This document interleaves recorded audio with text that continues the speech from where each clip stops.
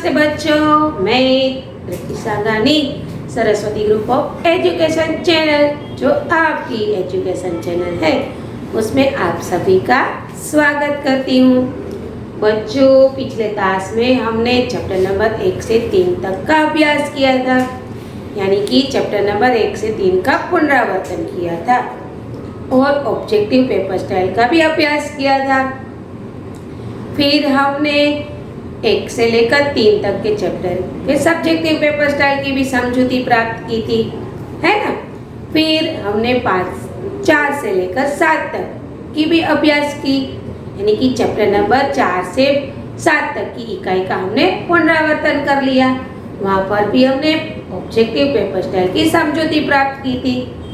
अब आज इस क्लास में यानी कि इस लेक्चर में हम आखिरी पड़ाव पर है, यानी कि चैप्टर नंबर 4 से लेकर 7 तक के सब्जेक्टिव पेपर स्टाइल की समझूती प्राप्त करेंगे। तो चलो बच्चों, हम शुरुआत करते हैं। चैप्टर नंबर 4 है पुस्तक हमारी मित्र। इस इकाई का साहित्य प्रकार है पत्र। यहाँ पर पूजन अपने मित्र मनोज को पत्र लिखता है और पत्र के माध्यम से वो पुस्तक का महत्व समझाता है। पूजन की पाठशाला में वांचे गुजरात नाम का अभियान शुरू हुआ है।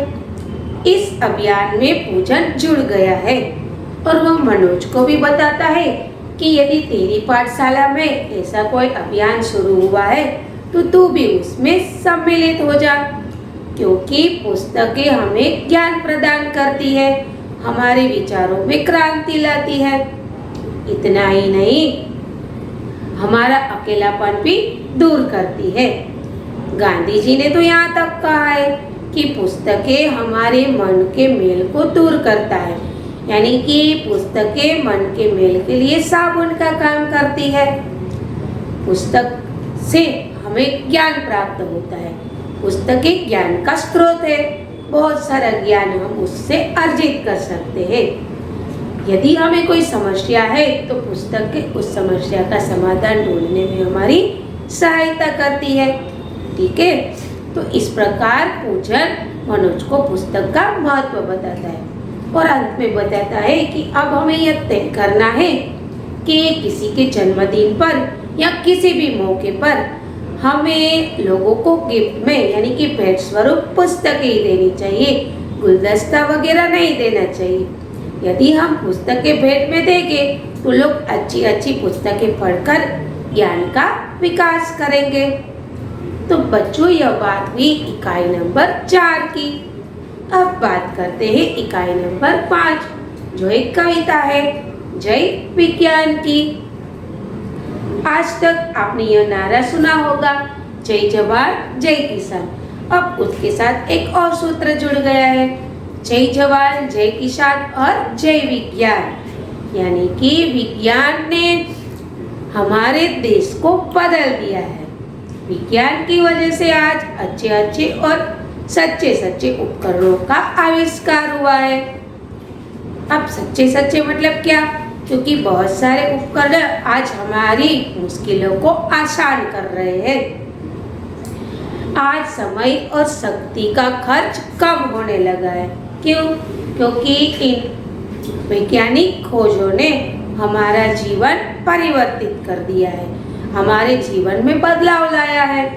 आज कंप्यूटर, मोबाइल और इंटरनेट के जरिए पूरी दुनिया छोटी बन गई है, यानी कि सिमट गई है। अब हम दूर दूर तक अपनी बात पहुंचा सकते हैं। दूर देशी लोगों, दूर तक रहने वाले लोगों से हम बातचीत कर सकते हैं, उससे संपर्क बनाए रख सकते हैं और अच्छे अच्छे ज्ञान को अर्जित कर सकते हैं इंटरनेट के जरिए। आज छोटे छोटे बच्चे जैसे कि आप लोग बहुत कुछ इंटरनेट के माध्यम से सीख रहे हैं। तो इस प्रकार इस विज्ञान की वजह से और इस विज्ञान की वजह से नए नए उपकरणों की वजह से हमारा जीवन सरल और आसान बन गया है। अब हमें क्या करना है? अब हमें उत्तरोत्तर विकास करना है, इसको आगे ले जाना है। क्या करेंगे? हम दुनिया को बदल सकते हैं, अपने आप को बदल सकते हैं। तो हमें इस बदलाव को लाना है और इन चीज़ों से हमें और आगे बढ़ना है। ठीक है, अब बात करते हैं इकाई नंबर 6, न्याय, जो एक कहानी है। इराक की राजधानी बगदाद में अली ख्वाजा नाम का एक इंसान रहता था। वो एक व्यापारी था। उसने बहुत सारा धन इकट्ठा कर लिया था। उसके पास 1000 सोना मोहरें इकट्ठी हो गई थी। तब उसने यात्रा करने की ठान ली कि अब उसे मक्का की यात्रा करनी है। तो वो अपने साथ 500 सोना मोहरें ले जाता है और 500 सोना मोहरें कहीं छोड़ने का वो सोचता है। तब उसे याद आता है कि वह अपने मित्र वाजिद के यहाँ वो सोना मोहरें रख सकता है। तो इसकी वजह से वो एक घड़ा तैयार करता है। उस घड़े में 500 सोना मोहरें डाल देता है और ऊपर से तेल डाल देता है और उस घड़े का सिल बंद कर देता है, यानी कि उसका मुंह सिल से ढक देता है। फिर वो अपने मित्र वाजिद के घर जाकर अपनी सारी बात बताता है कि उसे मक्का की यात्रा करने जाना है, इसीलिए यह तेल का घड़ा वो उसके घर रखना चाहता है। वाजिद उसे मंजूर कर लेता है और अली ख्वाजा से कहता है कि तुम ये घड़ा तब खाने में छोड़ाओ, जब तुम वापस आओ तब उसे लेके जाना। फिर अली ख्वाजा यात्रा पर निकल पड़ते हैं। उसके कई दिन बीत जाते हैं। एक दिन वाजिद के घर दावत थी। बहुत अच्छे अच्छे पकवान बनाए जा रहे थे। तभी घर में तेल खत्म हो गया। तब वाजिद की बीवी वाजिद से कहती है कि आज तो ये अच्छे अच्छे पकवान बनाते बनाते तेल खत्म हो गया है और रात भी हो गई है, अब कोई भी दुकान खुली नहीं होगी। तो उसे याद आता है कि अली ख्वाजा ने घड़ा रखा है। वो वाजिद से कहती है कि वो घड़े से तेल निकाल लेते हैं, कल सुबह जब दुकान खुलेगी तब तेल खरीद कर उस घड़े में वापस डाल देंगे। वाजिद उसकी बात को स्वीकार लेता है और उस घड़े से तेल निकालने जाता है। तब उसे कुछ खनकने की आवाज आती है। तो वाजिद उसकी जांच करने के लिए वो सारा तेल एक पात्र में निकाल लेता है। उसके बाद उसे पता चलता है कि घड़े में तो सोना मोहरे है। वो 500 सोना मोहरे निकाल कर अपनी तिजोरी में रख देता है। अली ख्वाजा यात्रा से वापस आता है। अपना सामान घर पर छोड़कर ही वह तुरंत वाजिद के घर आ जाता है। सारी बात करता है यात्रा की, फिर अपना घड़ा ले जाता है। घर पर जाकर वो देखता है कि घड़े में तो कुछ नहीं है। तब वो वाजिद के घर वापस आता है।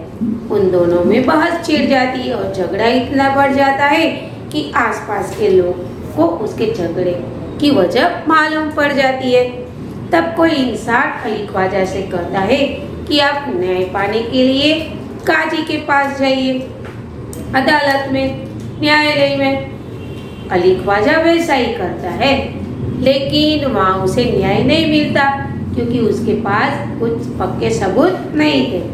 फिर वह खलीफा के पास जाता है। खलीफा के पास जाकर वह अपने लिए न्याय मांगता है। खलीफा उसे बताते हैं कि तुम मुझे 1 सप्ताह का वक्त दो, उसके बाद मैं तुम्हारे साथ न्याय करूँगा। फिर एक दिन खलीफा शेर करने के लिए निकलते हैं। तब वह देखते हैं कि बहुत सारे बच्चे खेल रहे हैं, न्यायालय का खेल खेल रहे हैं। उसमें न्यायाधीश बना हुआ लड़का बहुत अच्छे से न्याय करता है। खलीफा उस बच्चे से मिलते हैं और कहते हैं कि तुम्हें कल दरबार में आना है। वो लड़का मान लेता है खलीफा की बात। दूसरे दिन वाजिद और अली ख्वाजा खलीफा के दरबार में हाजिर होते हैं। उन दोनों की बात उस लड़के को बताई जाती है। वो लड़का 2 तेलियों को बुलाता है और तेलिया उस घड़े के तेल की जांच करते हैं। तब इस नतीजे पर पहुंचते हैं कि इस घड़े में तो 2 माह नहीं पुराना तेल है, यानी कि वाजिद पकड़ा जाता है और अली ख्वाजा को न्याय मिल जाता है। खलीफा अली ख्वाजा को न्याय भी दिलवाते हैं और उस बच्चे की प्रशंसा भी करते हैं और उसे इनाम भी देते हैं। अब बात करते हैं चैप्टर नंबर 7। यह भी एक परीक्षा जो एक एकांक की है। यहाँ पर 2 दृश्य दिए गए हैं। पहला दृश्य है बाजार का। बाजार में बहुत सारी चहल पहल हो रही है। एक बूट पॉलिश वाला लड़का हाथ में ब्रश लेकर घूम रहा है। बूट पॉलिश बोलकर चिल्ला रहा है। वो एक मुसाफिर से कहता है कि बाबूजी पॉलिश करवा लीजिए, आपके बूट अच्छे से चमका दूंगा, आईना बना दूंगा, आपका जब उसमें मुंह दिखे तब आप मुझे पैसा देना। मुसाफिर उसे डांट देता है और उसे वहाँ से खदेड़ देता है, यानी कि दूर जाने देने को कह देता है। फिर एक अखबार वाला निकलता है। आज की ताज़ा खबर कहकर वो चिल्ला रहा है और अखबार बेच रहा है। कुछ लोग अखबार खरीद रहे हैं। उसके बाद एक चाय वाला निकलता है और चाय ले लो लेकर चिल्ला रहा है। तभी एक अखबार पढ़ता हुआ लड़का उससे टकरा जाता है और बेचारे की चाय के कप टूट जाते हैं, यानी कि चाय नीचे गिर जाती है, वो बाल्टी नीचे गिर जाती है और उसमें पड़े हुए कप टूट जाते हैं। वो उस बच्चे पर चिल्लाता है। तब वो अखबार पढ़ता हुआ बच्चा उसे और डांटता है कि एक तो तू टकराया, मेरा पेंट खराब कर दिया और फिर से रुआब दिखा रहा है। ऐसा बोलकर वो दोनों चले जाते। फिर एक अंधा भिखारी आता है, वो भीख मांगता है। उसके पास से एक लड़का गुजर रहा है। वो उस लड़के से कहते कि मेरा सब कुछ बर्बाद हो गया है, मेरे पास कुछ नहीं रहा है, तो मुझे कुछ सहायता करो। तो वो लड़का अपनी जेब में हाथ डालकर कहता है कि मेरे पास तो मूवी देखने के लिए भी पैसे कम पड़ रहे, यदि तुम्हारे पास है तो तुम ही मुझे दे दो। भिखारी कहता है कि यदि मेरे पास होता तो मैं थोड़ी ना भीख मांगता, देने वाला तो ऊपर वाला है। इस तरह से वो निकल जाता है। फिर एक साइकिल में एक बच्चा अपनी स्कूल पर जा रहा है एग्जाम देने के लिए। वो उस अंधे भिखारी से टकरा जाता है और वो साइकिल से नीचे गिर जाता है और भिखारी भी नीचे गिर जाता है। उसके हाथ में जो पात्र था भीख मांगने का वो भी गिर जाता है। उसमें कुछ खाने की चीजें थी और कुछ चिल्लर वगैरह था, यानी कि छोटे पैसे थे, वो भी गिर जाते हैं। वो चिल्ला रहा है, कोई मेरी सहायता कीजिए, मुझे बहुत चोट लगी है, मुझे दर्द हो रहा है। लेकिन वो टकराया हुआ लड़का भी वहाँ से चला जाता है और बड़बड़ाता है कि आजकल इस भिखारियों ने नाक में दम कर रखा है। तभी वहाँ से एक विद्यार्थी गुजर रहा है, वो भी पाठशाला जाता है। वो देखता है कि भिखारी गिर गया है और उसका पात्र भी गिर गया है। वो भिखारी को भी उठाता है और उसके पात्र को उठाता है। उसकी बिखरी हुई सारी चीज उस पात्र में डाल देता है और भिखारी को बताता है कि इसमें 7 रुपए है। भिखारी उसे आशीर्वाद देते कि तुम्हारी एग्जाम में तुम्हारा अव्वल यानी कि फर्स्ट रैंक आए, तुम अव्वल आओ। अब वो लड़का था देवेंद्र, उसको पाठशाला जाना था क्योंकि आज उसकी एग्जाम का पहला दिन था। लेकिन वो सोच रहा था कि एक तरफ एग्जाम है, पाठशाला है, और दूसरी तरफ इस बाबा भिखारी को बहुत चोट लगी है और वो दर्द से करा रहा है। फिर भी वो उसे अस्पताल ले जाता है। अब दूसरा दृश्य शुरू होता है। वर्गखंड है, आचार्य वर्गखंड में बैठे हुए हैं। वो देख रहे हैं कि देवेंद्र नाम का लड़का अभी तक नहीं आया हुआ है। ठीक है, अध्यापक भी आते हैं, वो देखते हैं कि देवेंद्र नहीं है। दोनों बातचीत कर रहे हैं कि देवेंद्र तो मेधावी छात्र है, हर साल अव्वल आता है, आज क्यों एग्जाम में नहीं आया है। चलो चलो उसके मित्रों से पूछताछ करो। तब अध्यापक कहते हैं कि मेरे पास उसका नंबर है, मैं फ़ोन लगाता हूँ। उसके घर पर फ़ोन लगाया जाता है। तब उसे पता चलता है कि देवेंद्र तो कब से घर का निकल गया है एग्जाम के लिए। फिर आचार्य और अध्यापक सोच में पड़ जाते कि वो कहीं मुसीबत पे तो नहीं है ना, उसका एक्सीडेंट वगैरह तो नहीं हुआ है ना।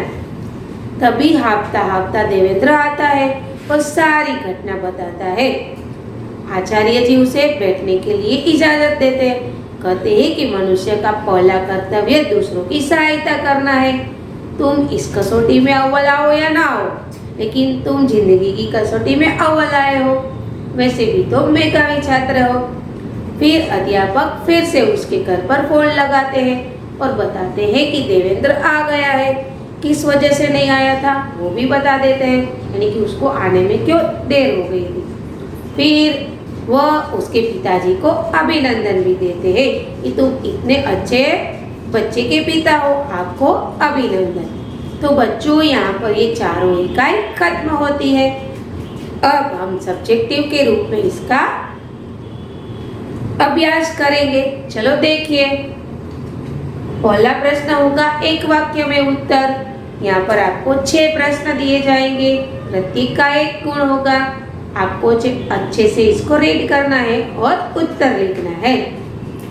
पत्र किसने किसको लिखा? पत्र पूजन ने मनोज को लिखा। समय और शक्ति की बचत कैसे होती है? तो समय और शक्ति की बचत अच्छे उपकरणों से होती है। अली ख्वाजा ने मोहरे कहाँ छिपाई? अली ख्वाजा ने मोहरे एक घड़े में तेल के नीचे छिपाई। देवेंद्र कैसा लड़का था? तो देवेंद्र मेधावी लड़का था, यानी कि बहुत होशियार लड़का था। अब क्वेश्चन नंबर 2, अब 2-3 वाक्य में उत्तर लिखिए। यहाँ पर 3 क्वेश्चन दिए गए होंगे, आपको किसी 2 ही क्वेश्चन को लिखना है। यहाँ पर मैंने उदाहरण के तौर पर एक ही प्रश्न लिया है। वाजिद को कैसे पता चला कि घड़े में मोहरे है? जब वाजिद अपने घर पर दावत थी तब तेल खत्म हो जाने के कारण उसकी बीवी उसको घड़े में से तेल निकालने के लिए कहती है। तब वाजिद तो खाने में जाकर घड़े से तेल निकालता है। तब उसे कुछ खनकने की आवाज आती है। वाजिद उसकी जांच करने के लिए वो सारा तेल एक पात्र में निकाल देता है। तब उसे पता चलता है कि उसमें तो सोना मोहरे है। ठीक है, अब बात करते हैं क्वेश्चन की।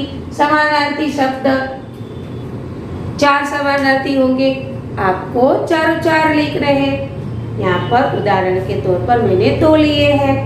राहगीर यानी कि मुसाफिर, पूंजी यानी कि धन। फिर क्वेश्चन होगा विलोम शब्द, न्याय तो अन्याय, निराशा तो आशा।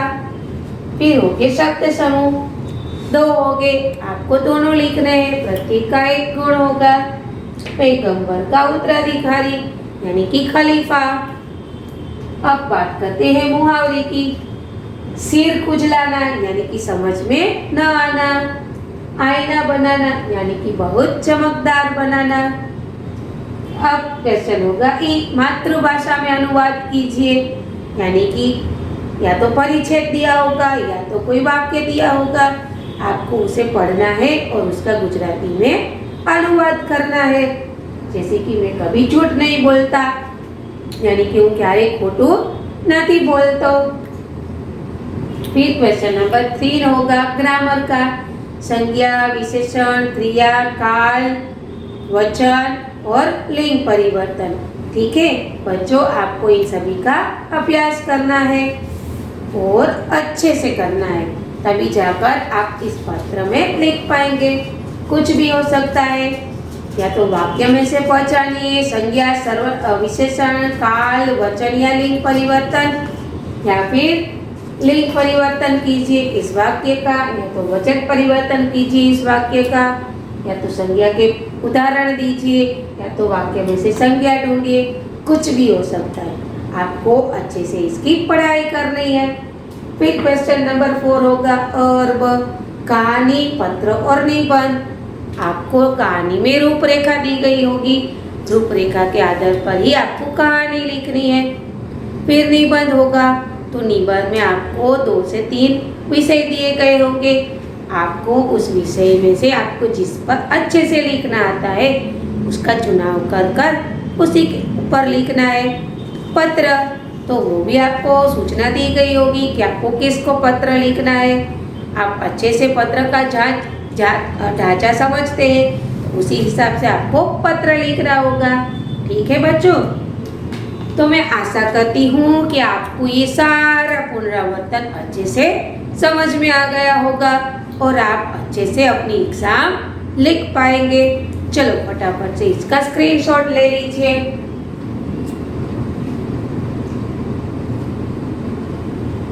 जिससे आपको लिखने में आसानी रहेगी।